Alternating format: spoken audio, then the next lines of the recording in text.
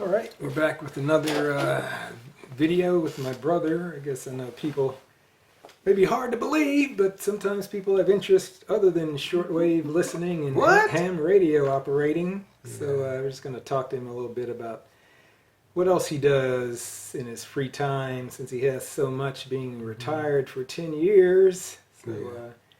tell us like what you're interested in. Yeah, well, first say, just feel I'm blessed. I've been able to retire for 10 years. Like I said, I worked as an engineer for the city of Houston for 30 years, and then went to work for them right out of college, straight out. So I had the job waiting for me when I graduated. And luckily, too, when I came along at that time, they still had the retirement program where we age in years of service, totaled a certain number, work a minimum 30 years, you can retire. I think they don't have that plan or option anymore, and most companies these days don't have that either. So I think we came along at a good time in the work environment to be able to both have pensions and be able to retire. So yeah, but I like to do a lot of different things. I was looking forward to retiring. The whole time I was working, it was something to shoot for, because I knew I wasn't going to be bored like some people I've talked to. As an aside, I remember I worked at the city. There was a lady, she had retired from the city and then she came back. So I said, Debbie, why'd you come back to work? Man, I was just bored. I didn't know what to, I'm like, bored? And this is before I retired. I'm like, no, I'm not going to have that problem. Yeah, and I never do, because there's so much stuff I want to learn, want to do. Yes, I like to do a lot of different things, and I like to play musical instruments. I know Gerald's really into that, and we used to get together when I was working. Like, I remember every Sunday to just jam and play music. So I like to play the electric bass and djembe drums. We're both members of a djembe drum ensemble called Joy of Djembe Drumming. I think Gerald has videos about that, or if you want to check that out. Separate music channel. And then I've been studying Spanish. We made another video on that for at least about 7 years now. And I guess probably one of my favorite pastimes is Spanish, and I do that every day. And also recently, the music thing in our djembe drum ensemble group, there was a guy from Colombia, and one day he brought a kind of a flute type instrument to play on one of our songs, and I asked him, hey Mauricio, what kind of instrument is that? He said it's called a quena. I never heard of it. And it's basically, this is a quena. It's just this is a bamboo. They're either made out of bamboo or can be made out of certain types of wood. I don't remember if type of wood this is made out of, but usually either made out of wood or bamboo. And it has an interesting way you play it, though. You have to blow into this opening here, or this kind of mouthpiece area. Well, I have to say, it's one of the most difficult instruments to learn that I've ever tried. I've been doing it, I guess, for maybe 6 months now, and I can get most of all of the first octave and half of the second octave pretty well, but it's trying to get the high end of that second octave, because it's all technique and how you blow, precision. But I'm taking lessons, I guess, from a gentleman in Japan, interestingly enough, but he's originally from Peru, and he actually has a school in Osaka, I think it's Osaka, where he teaches mainly retired Japanese people. He's got about 30-40 students to play Andean instruments like the quena, and also like the pan flute, they call it, the zampoña, and there's I think charango is a kind of a little multi-string, small guitar-looking instrument. And so he's making a living there. Okay, he also teaches online, so I take lessons from him like once every 2 weeks, and it's good that I'm able to speak Spanish, because our classes are all in Spanish. So that's a benefit of learning Spanish. But so you're going to hear what it kind of sounds like, but still sometimes it's kind of rough getting the sound out.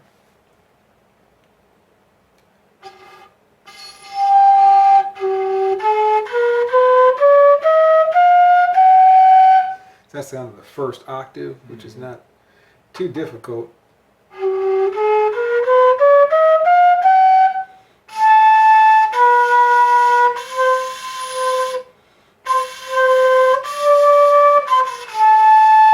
It's that second octave.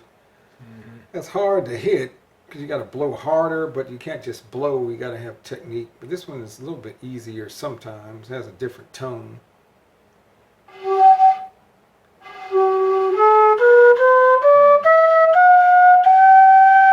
I kind of rather the tone of this. This is the one the teacher I'm studying with. He made this, and so it's really good quality. So it's pretty standard bamboo cane. This I ordered online through Amazon. Let's see if I can.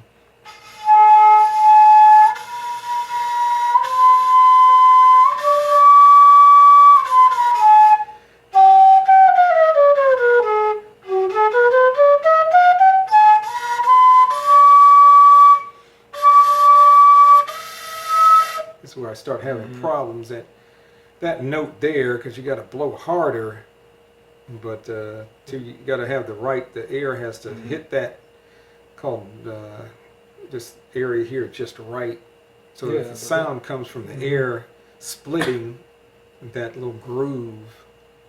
So it's not like a regular flute, like a Irish tin whistle that has the fipple, I think they call it, on the end. So you don't have to, you just blow. So there's no fipple on this, so that's why you have to be more precise. Yeah, you playing the Irish tin whistle too. Yeah. So that's cool. You want to say something to our Spanish listeners and subscribers to the channel? Sí, muchas gracias por ver este video sobre mis intereses, mis pasatiempos y radio aficionado, y escucho de anda corta en los radios, y yo tengo muchos pasatiempos. Me gusta mucho tocar la quena y otros instrumentos como el bajo eléctrico y el djembe, un tambor africano, y me gusta mucho hacer videos con mi hermano gemelo Geraldo, y me gustaría hacer muchas otras cosas. Y yo llevo casi 7 años aprendiendo español. Me encanta el idioma y la lengua, y todos los días yo trato de escuchar podcasts o ver videos en español para mejorar mis habilidades de hablar y entender el español. Y muchas gracias ver estos videos. Okay, yeah, thank you for that. Thank you very much for watching the videos. I was able to catch that. Studied Spanish 4 years in high school, but remember, I can hear words I remember, but definitely can't speak. So maybe later you can do a little blurb on Japanese. Definitely not fluent in Japanese, but maybe once I retire, I'll get back more involved in studying that. Yeah. So, thank you. What other interests? Oh, I forgot one of my other big pastimes or interests is photography. I've been doing that, maybe like 7 years or so. I remember I got into it because my wife and I went on a vacation. I don't know if we went to New Mexico, and I think we used our cell phones back, and this was probably 6-7 years ago, so the cell phone technology wasn't, especially cameras, wasn't what it is now. So, and we came back, pictures were all right, but we said, hey, we were planning a trip to Mexico, to Cancun, Playa del Carmen, and we talked and said, hey, we really need to kind of get something better to take pictures with. So I remember I just went out, I think to Best Buy, bought some Nikon entry-level, either DX300 or 3300.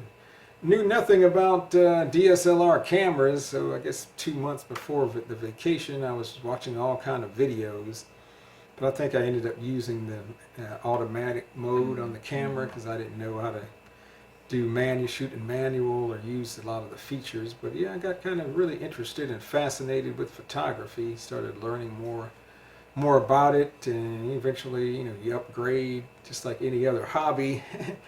You can upgrade. You want something better, you get that, and you get more into it, learn more. You want to get something a little better than that. But then I had a Nikon D7100, which is a really good camera. And then the final DSLR camera I had for quite a while was the D7500. These were APS-C cameras, and I really enjoyed those. And I think 3.5 years ago, I was really into bird photography, especially birds in flight.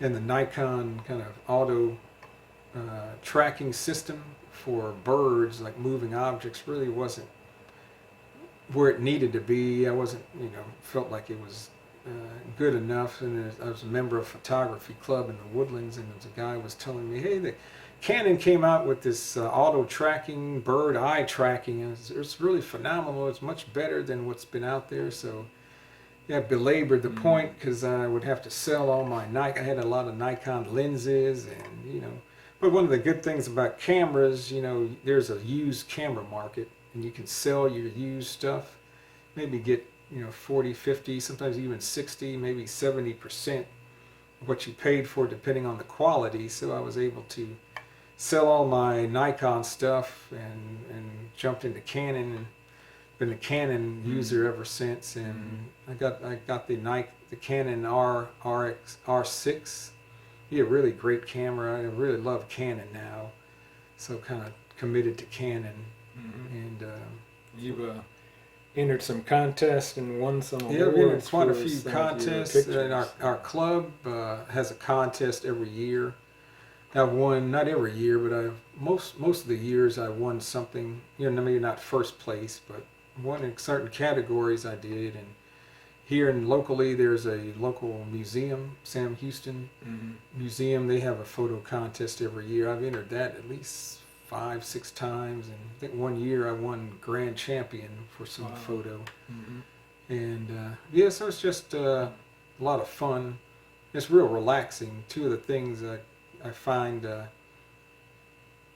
I guess, two things, time just flies by. One is when you're playing music. I'm sure Gerald can tell you that. Yeah.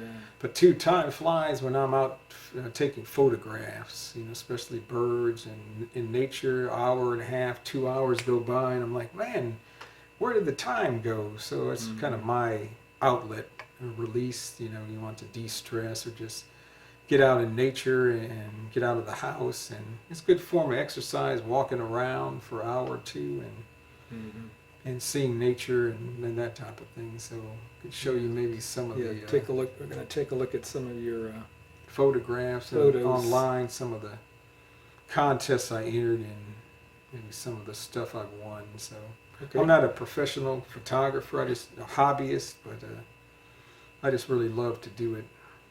All right. That's a picture I took at, I guess, a Houston Audubon Society site where the bird migration that happens every year here, like in April. A lot of these birds come in nests. So this was just when I took up, I guess, the mother bird and the baby bird biting the beak of the mother.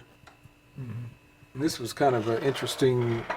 This was kind of something I took a photo of when we were in New Mexico. But this was during the daytime. The photo I had was during the daytime.